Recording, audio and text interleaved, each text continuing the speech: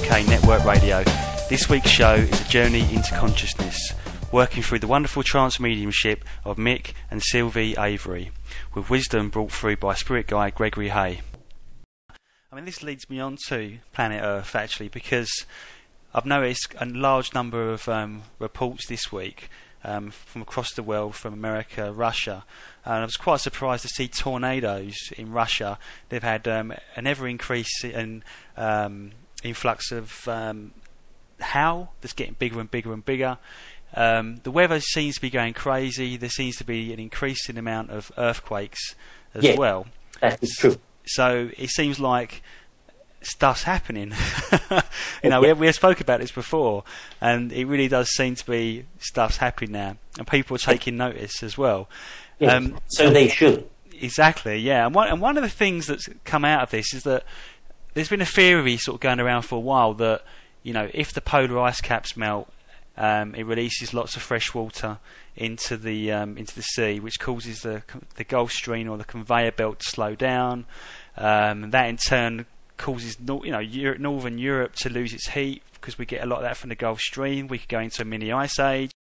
Dear friend, if I may just interrupt you for a small moment, my point here really is that the major effect of the polar caps melting is not actually in the release of water. Right, okay. The major situation of crisis here is in the carbon and methane release. That melting of the ice will take place. Okay. Because that added extra carbon and methane is many times the amount that already exists within the atmosphere. Yes, that's right. And that a lot of that comes up from the sea floor, doesn't it? As the oceans heat up, it releases more. Yes, that is true. But I'm saying, though, dear friend, that where the ice caps are at this present time, the polar ice caps, there are really countless millions of tons of carbon and so methane which are locked up within them. Blimey. So that's going to be a disaster. Yeah. Problems, yes. Yeah. The other added problem, if I may, dear friend, is actually to do with the change of salination of the oceans themselves on a global scale. This is also a precipitous situation which is already evolving, has been evolving, and the proof of that is at first hand within the Gulf of Mexico, because at least over a third of it has died completely. So, just to carry on the train of thought I was leading to, is that I know we've got global warming because obviously the carbon dioxide goes up, it creates this greenhouse effect, but we seem to be now going into what could be a colder winter. So is the Gulf Stream already slowing down from this effect of fresh water going into the Gulf Stream? I have not seen that as being the specific. I am saying, dear friend, that at this present time, this is just a localization. You will see that there will be a change in direction, and that you are not then to think, oh, well, it's getting colder, therefore all of the global warming scenario must be completely wrong. That is just simply the natural trend that is underlying within the sedentary deposits of how the Earth itself continues to evolve. So that is a part of the natural occurrence and is not really to do with the specifics of global warming. The problem is, dear friend, that what you will find is that there will be something like a 2 to 3 year gap where from at this point there will be almost like a cooling off effect that you will experience. And yet you will only experience it within this specific hemisphere. Then you will find that it will move in transit en masse into a different part of the globe itself. And what in fact will happen then, will take place, will be a speeding up of both of the tectonic effects that you are already seeing being engaged. I'm not saying that they are they are completely separate, and I'm not saying that they are completely different from any other set of 7-year cycles that the Earth has been moving through for the last 400 to 600 years. I'm saying, dear friend, that the tectonic plate events that are happening are in response, in a sense, not to climate change.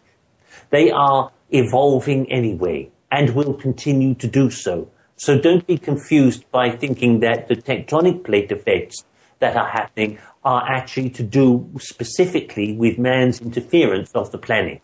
Sure, but there seems to be a noticeable increase in the tectonic plate movement. Yes, and there will be. That's my point, friend. But it's not. It hasn't finished yet. It's just, in a sense, because what you've seen. What you have seen in the Pacific Ocean, for example, the Pacific Rim, both on the south side, which is at present at fault, because it is basically that it has been caught under the opposing shelf of the Indian Ocean rift. So that what's happening is that, or the Asian one, so that what's happening is that it's, in a sense, being released back. What you will then see following that, because we had thought previously that it was going to be the opposite way round, in that there should have been the same situations of shock and tectonic plate movement, which actually should have occurred on the western coast of America, North and South America. But that in actual fact, this has simply not happened. There were simple and small aftershock waves that were affecting certain volcanic disturbances, but nothing really too enormous. The main thrust of the situation happened on the opposite end to where we had thought that was in fact going to be interrupted. So it will probably be that within the next 2 to 3 years that the opposite extreme will happen, and that will be the to do with the western coast of America, both north and south. So where does it lead to? Where is it going, if you like? It's simply movement, dear friend. It's simply because of the stress of the planet, the situation of organism that the planet is itself, and the structure of its central core means that there are various pressures which are released, hitherto perhaps even pressures that are unknown. So that it means that perhaps particularly within the Philippines, there may well even become times when even populated islands will suddenly become submerged or engulfed, in fact, by new upwellings of magma from the Earth's core. In exactly the same way as there is a continual building of both the substrata events of the Rocky Mountains, I understand, and the Andes as well in the south, simply mean that these are still building and still moving forward and gradually creeping eastward.